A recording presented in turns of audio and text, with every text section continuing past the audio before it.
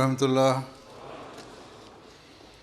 أشهد أن لا إله إلا الله وحده لا شريك له وأشهد أن محمدا عبده ورسوله أما بعد فأعوذ بالله من الشيطان الرجيم بسم الله الرحمن الرحيم الحمد لله رب العالمين الرحمن الرحيم مالك يوم الدين إياك نعبد وإياك نستعين اهدنا الصراط المستقيم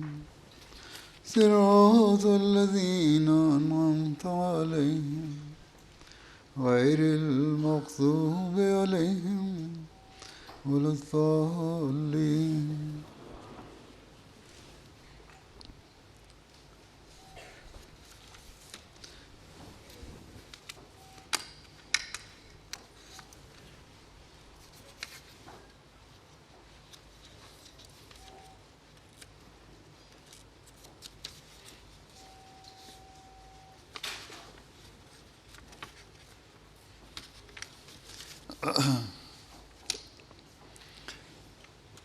By the grace of Allah, once again, you have had the opportunity to hold and participate in the National Ijtema of Majlis Khudam al-Ahmadiyya, an Ijtema dedicated to young Ahmadi men and boys.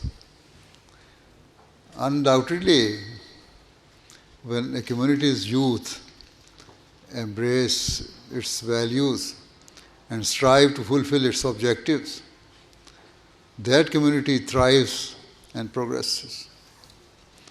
Thus, in 1938, when Hazrat Khalifatul Masih Sani founded Majlis Khudam al-Ahmadiyya, he did so with the aspiration that all Ahmadi youth and boys would excel in the observance of their faith consistently, improve their moral standards, elevate their worship of Allah, and forge an ever stronger connection with Him. In essence, Khudam al-Ahmadiyya was formed as a means for Ahmadi youth collectively to live their lives according to the teachings of Islam. It was formed to cultivate within our youth a spirit of service and sacrifice for their faith. Moreover, Majlis Khudam al-Ahmadiyya was established not only to ensure Ahmadi youth fulfilled their religious objectives, but to ensure that their children and the future generation of Ahmadis remained committed to their faith. Furthermore, it was established so that Ahmadi youth could ignite a spiritual and moral transformation in the world by guiding other people towards Allah the Almighty and inspiring them to inculcate the highest moral values. So let it be clear that Hazrat Muslim Maud Radhiyallahu Anhu did not establish Majlis Khudam al-Ahmadiyya merely as a platform for Ahmadi youth to gather together. Rather, he set forth noble objectives for Khudam, and so leave no stone unturned in your efforts to achieve them. Remember Majlis Khudam al-Ahmadiyya bears no resemblance to worldly groups who are fixated on their personal gain and protecting their narrow self-interests and rights. On the contrary, where we must strive to strengthen our relationship with Allah the Almighty and to fulfill the rights of His creation, we must also, through love and rationality, invite others towards God and fulfilling their rights of His creation. Only then shall we be acting upon the blessed words of the Holy Prophet ﷺ, that one should like for others what he likes for himself. So, as Khadim and Tifl, never estimate the significance of your mission. Your goals and ambitions are vast and profound. And so embrace them with pride and determination. In this age, we are not only witnessing a rapid decline in the worship of God and growing apathy towards religion, but also a chilling indifference to the suffering of God's creation. Where help is extended to those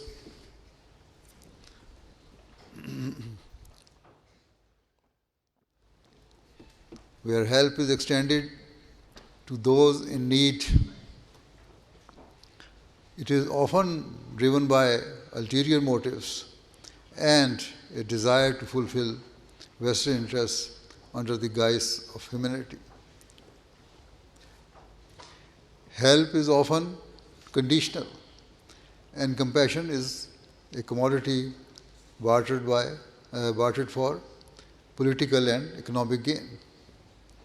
As a result, an ever-rising chorus of voices are now openly denouncing the major powers and worldly institutions to be guilty of glaring double standards. In contrast to these prevailing trends of materialism, hypocrisy, and selfishness, we as Ahmadi Muslims must rise as beacons of sincerity, unwavering faith, and selfless service to all humanity, free from all forms of discrimination and self-interest. We must endeavor to bring people towards those noble objectives that define our true purpose. Every member of the Jamaat should focus on this goal and be prepared to make every necessary effort and sacrifice for this cause. And you can only be successful if your every act is governed by a desire to attain Allah's pleasure. Do not let worldly desires or material objectives cloud your intentions or judgment.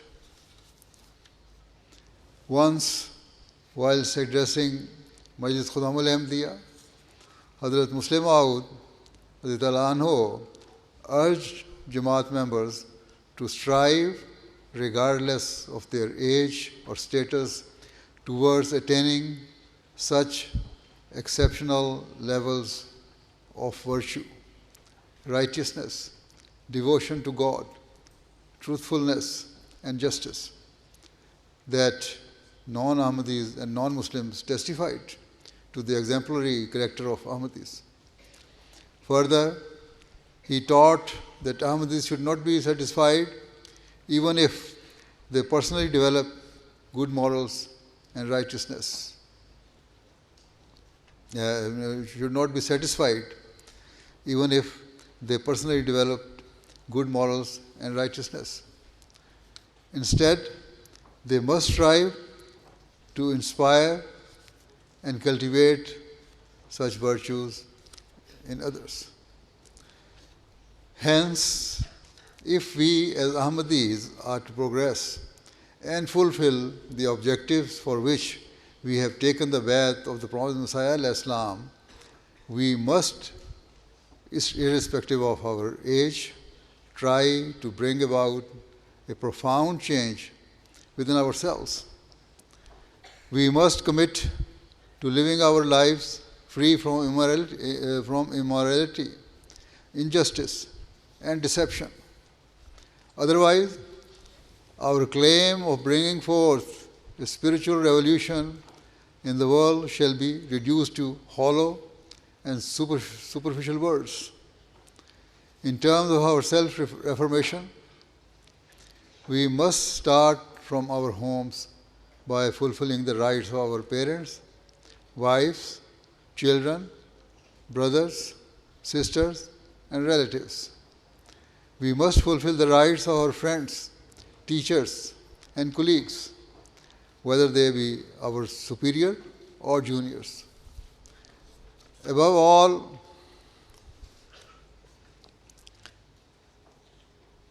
every Ahmadi should strive to free themselves from all things that displease God Almighty. For example, a major sin that Allah the Almighty has forbidden is to think ill of others. There is a great wisdom in this teaching, as the consequences of thinking ill others can be far-reaching.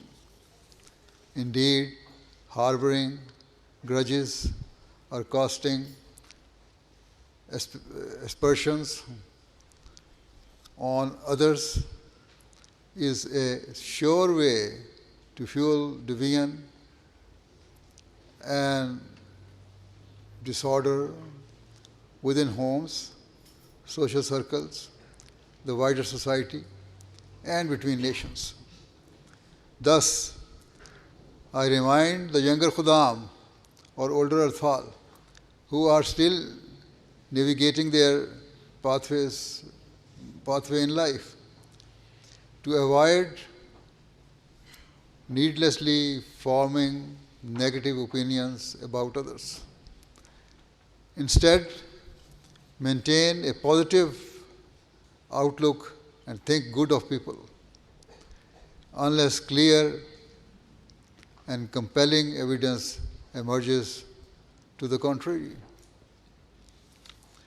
Further, always remember that chief amongst all evils is falsehood. Falsehood is a poison that seeps into the heart of mankind and tears apart bonds of trust and unity in society. In today's world, falsehood has become so common that often a person cannot differentiate between what is true and what is false. Regrettably, due to the harmful effect of society,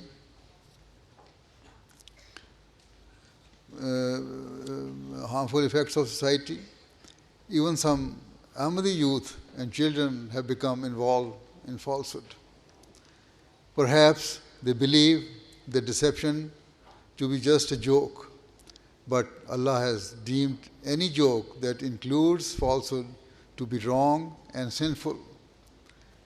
At a social level, an ever-increasing problem is the spread of falsehood on social media.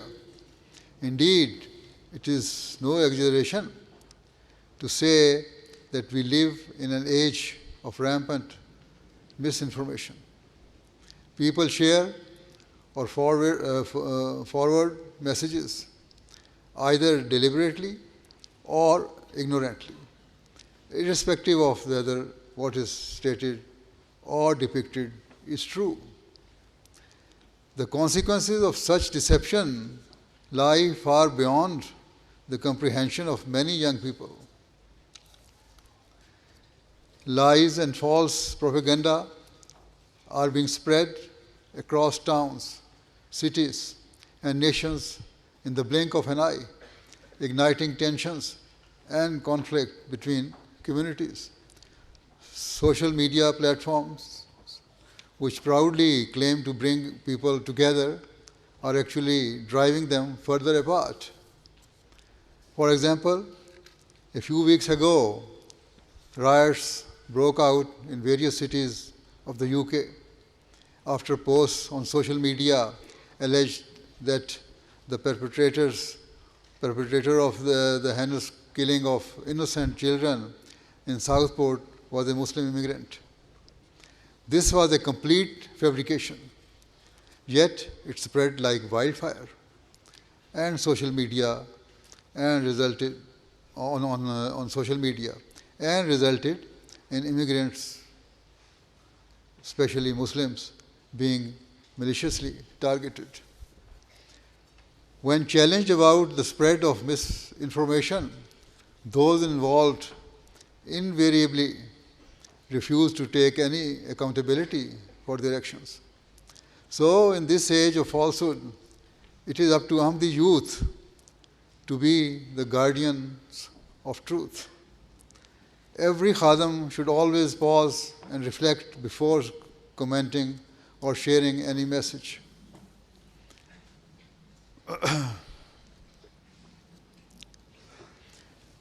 Before pressing the send button, carefully determine if what you are sharing is accurate and beneficial for others.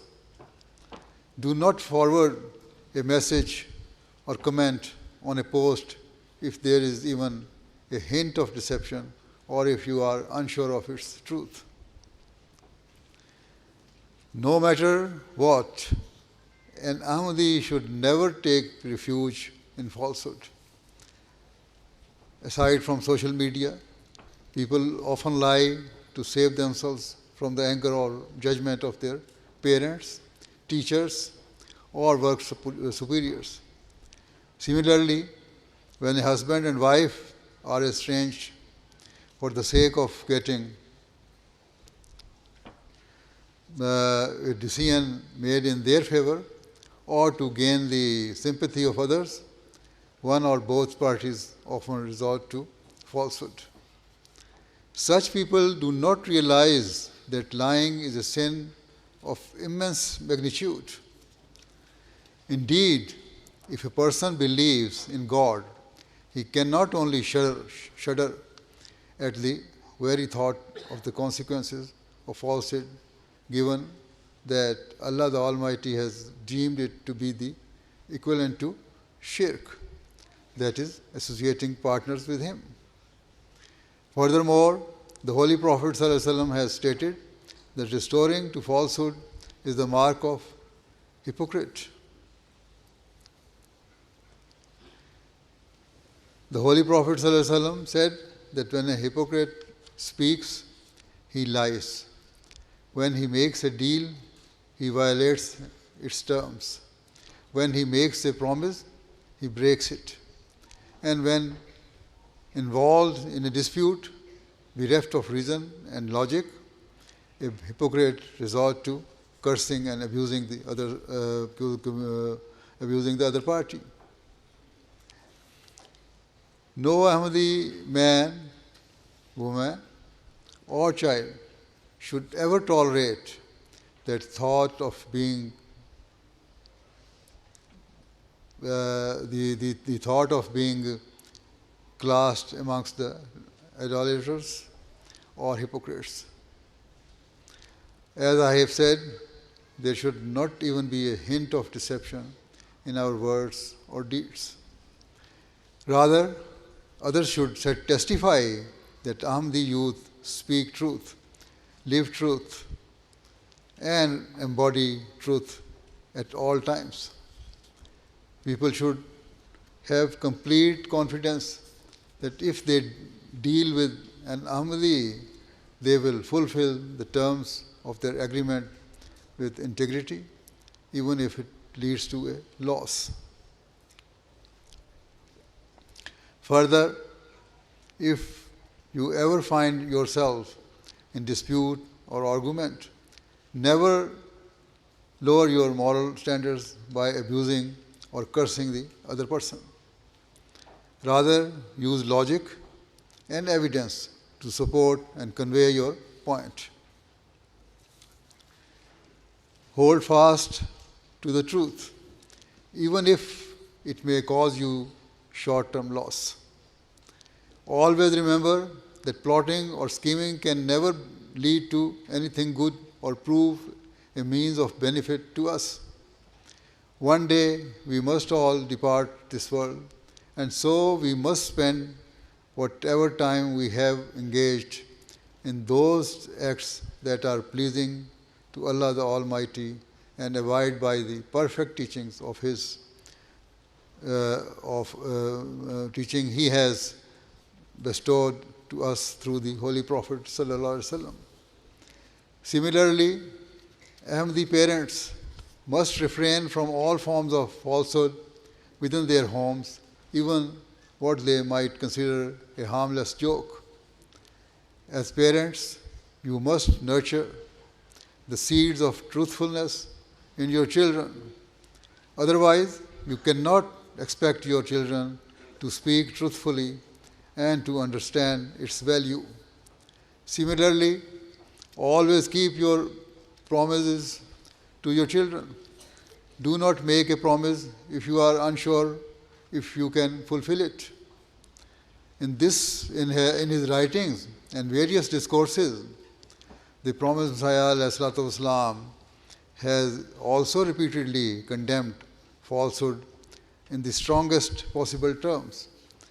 On one occasion, the promised Messiah ﷺ states, in reality, until a person abandons falsehood, he cannot become pure. Worthless, worldly people believe that they cannot survive without lies. However, this is a reprehensible belief. Here, the Prophet Messiah ﷺ condemns and utterly rejects the belief that a person must engage in falsehood to succeed. The Prophet Messiah ﷺ further said, if one cannot survive with truth, then falsehood certainly cannot sustain a person either. It is deeply regretful that these wretched people do not give God the value He deserves. He says, they do not know that without the grace and mercy of God Almighty, a person cannot survive. The Prophet Messiah ﷺ continued, yet they consider the filth of falsehood to be their God and the means of resolving their difficulties. This is precisely why God Almighty has tied falsehood to idol worship in the Holy Quran.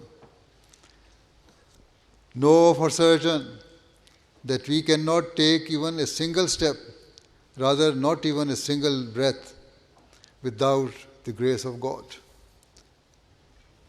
The Prophet Messiah ﷺ states that every single breath we take is due only to the grace of God Almighty, and that a person's scheming, plotting, or lying can never lead to success. By departing from the truth, all we achieve is to depart from the protection and mercy of God Almighty. Conversely, if we eliminated falsehood from society, the many conflicts, disputes, and grievances that threatens the world's peace, prosperity would find no oxygen to burn. If truth and justice are prized above all else, the fear of facing the consequences of their actions would deter nations from perpetrating warfare evil and injustice. At an individual level, people would naturally try to free themselves of their vices out of a fear of exposure and having their reputation tarnished. This is why the Holy Prophet ﷺ instructed one companion that if he genuinely desired to rid himself of his many vices, he should pledge never again to tell a lie. Consequently, if we instill a fidelity to the truth within ourselves, other virtues and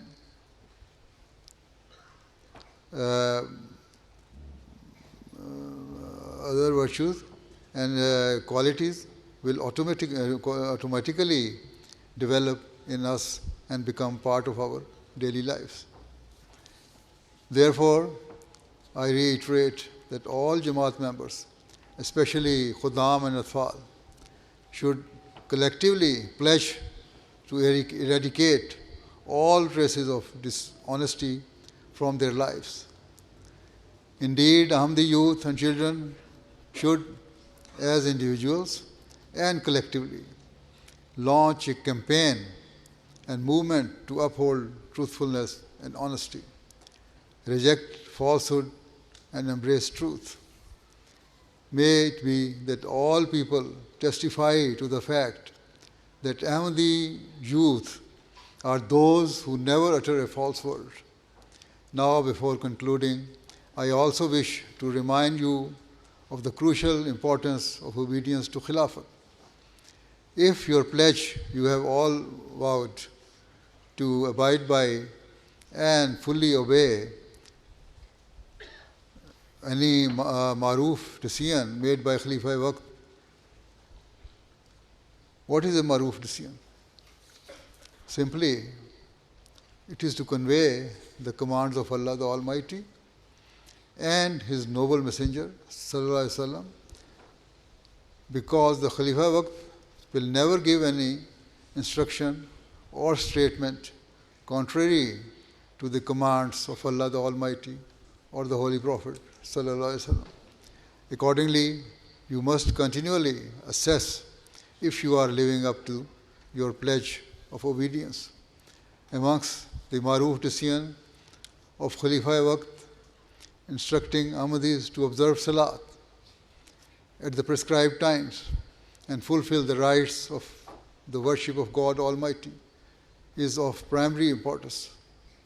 Thus, I repeatedly instruct Ahmadis to focus on offering namaz with concentration and humility at the appointed times.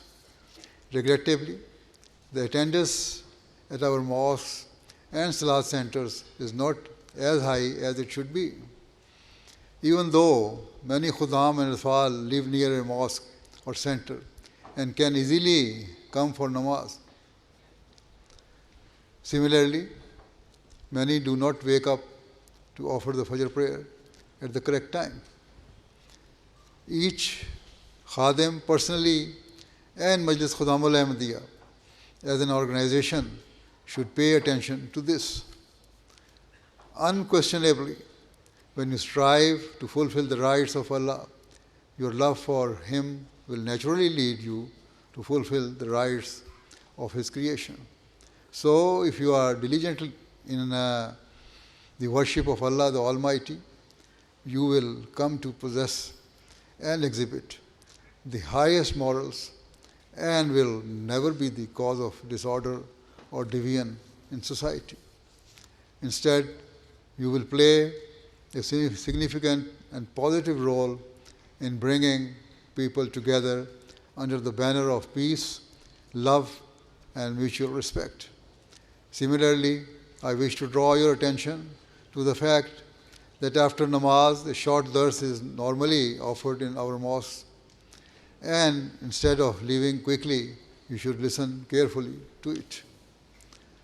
This will ensure that the commands of Allah the Almighty and His Messenger Sallallahu Alaihi Wasallam consistently reach your ear and will deepen your understanding of Islamic teachings and beliefs. Indeed, it is of the utmost importance that you strive to increase your religious knowledge, as only if you possess knowledge of your beliefs can you act upon them. Now, as the Ijtema draws to a close and you return to your homes, I urge you to pay close attention to what I have said today. Reflect especially upon the hadith in which the Holy Prophet ﷺ taught that shunning falsehood was the means of freeing yourself from others' vices and sinful activities. Similarly, pay heed to the blessed words of the Prophet ﷺ, advising his followers to remain engaged in a constant spiritual jihad against falsehood. Always remember that a community or nation whose members manifest truth and integrity is destined for great success. Hence, if members of Majlis Khudam al-Ahmadiyya and Atfal al-Ahmadiyya hold fast to truth, there is no doubt that a great and everlasting spiritual victory is destined for us. Undoubtedly, if Ahmadis manifest Islam's true teachings individually and collectively, then no matter what our opponents throw at us, no matter how they seek to destroy or persecute us, their every effort will be futile and denied. They will never be able to cause us any harm, as together we will raise aloft a shield of truth that can never be penetrated, inshallah. Always remember that our purpose extends far beyond mere words. We will not fulfill our objectives just by reciting poems or slogans. Rather, our prosperity lies in ensuring that our deeds perfectly mirror the teachings of Islam. And so, at the end, I pray that may every Khadam and Tifl leave this Ijtema with a fervent and burning desire to elevate their worship, strengthen their morals, and embody truth in every facet of their lives. May Allah the Almighty enable all of us to do so. Ameen. Jazakallah. Now join me in silent prayer.